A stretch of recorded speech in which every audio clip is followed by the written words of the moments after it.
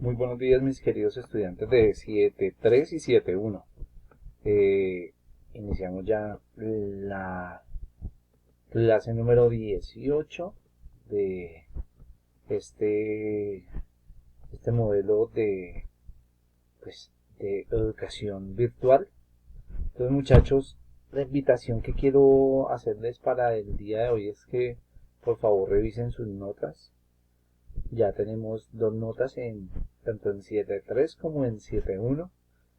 Y hay estudiantes que ya están atrasados, que ya hay dificultades y pues si de aquí al día de mañana pues, no se ponen al día, pues voy a recurrir a hablar con sus padres de familia para que, para que solucionemos entre todos pues este tipo de situaciones que nos van a traer más adelante, no, nos van a traer, no, les va a traer a ustedes una serie de dificultades a nivel académico. Entonces, muchachos, mmm, la invitación es para que se pongan al día en cuanto a sus notas. Bien, el propósito de esta clase, la clase número 18, es identificar al Jesús histórico como parte de la historia de la salvación.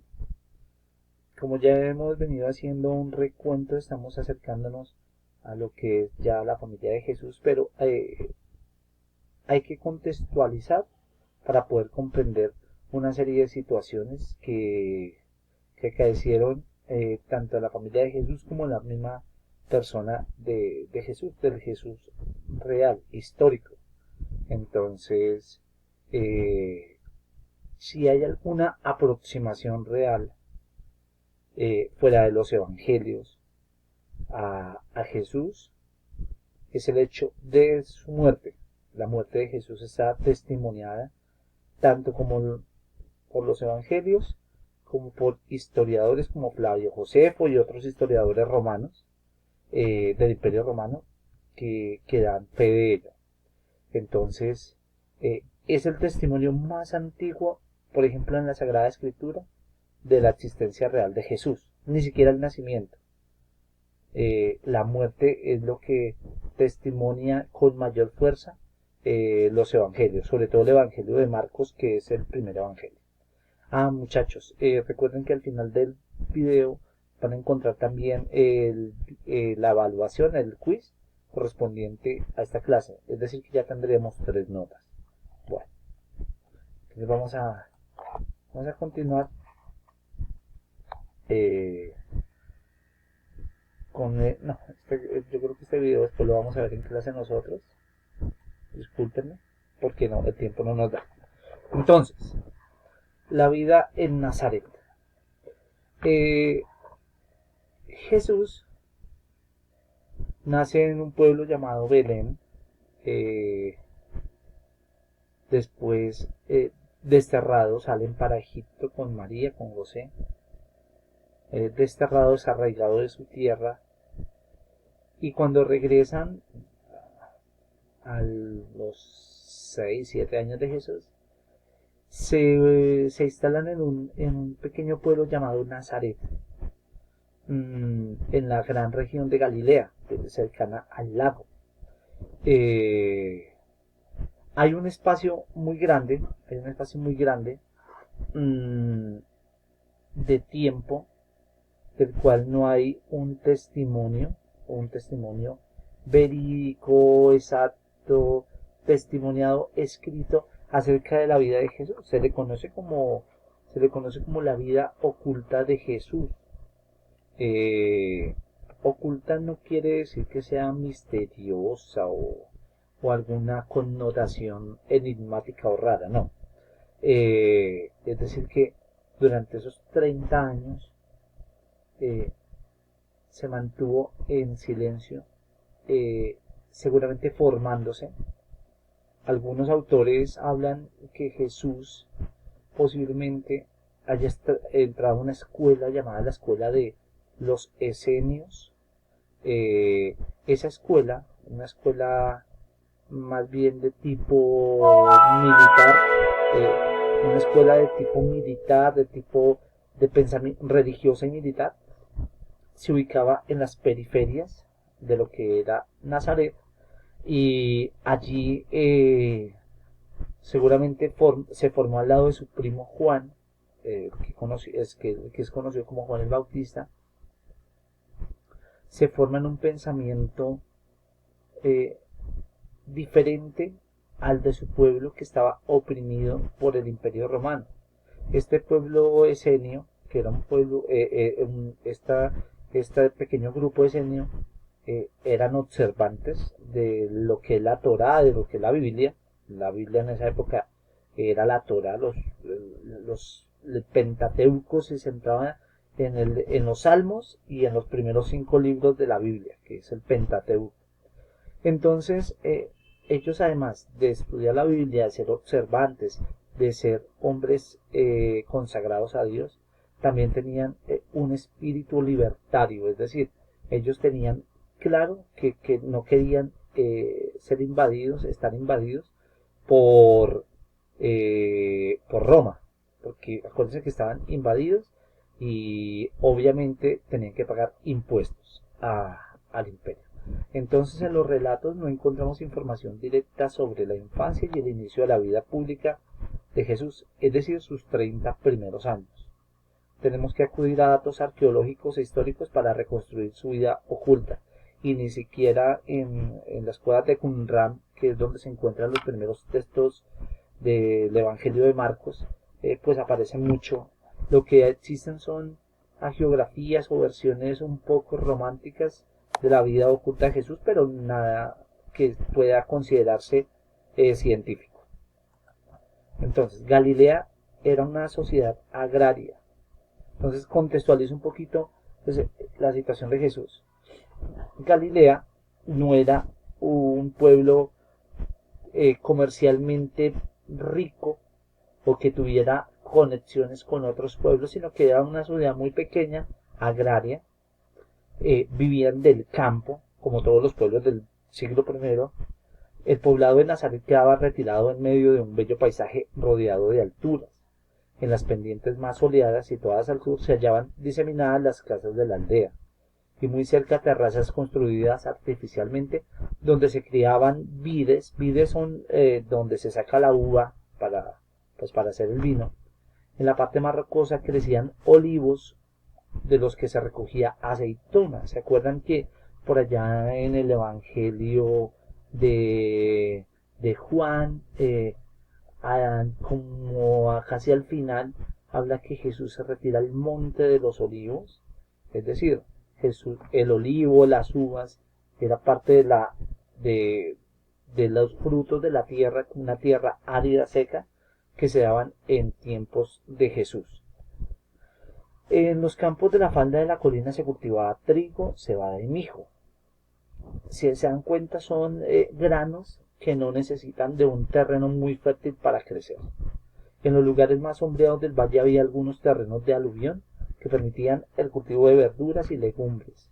En el extremo occidental brotaba un buen manantial. O sea, pues si ustedes hacen ahí como su recorrido imaginario, los frutos o las verduras se daban cerca a los lagos o a los ríos. Es decir, no era un terreno como muy amigable para cultivar.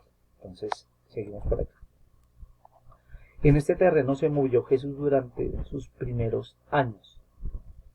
Cuesta arriba, cuesta abajo, y algunas escapadas hacia unos olivos cercanos o hasta el manantial. Es posible que toda esta situación tan agreste, tan difícil, tan seca, entre comillas, haya formado el mismo carácter de Jesús.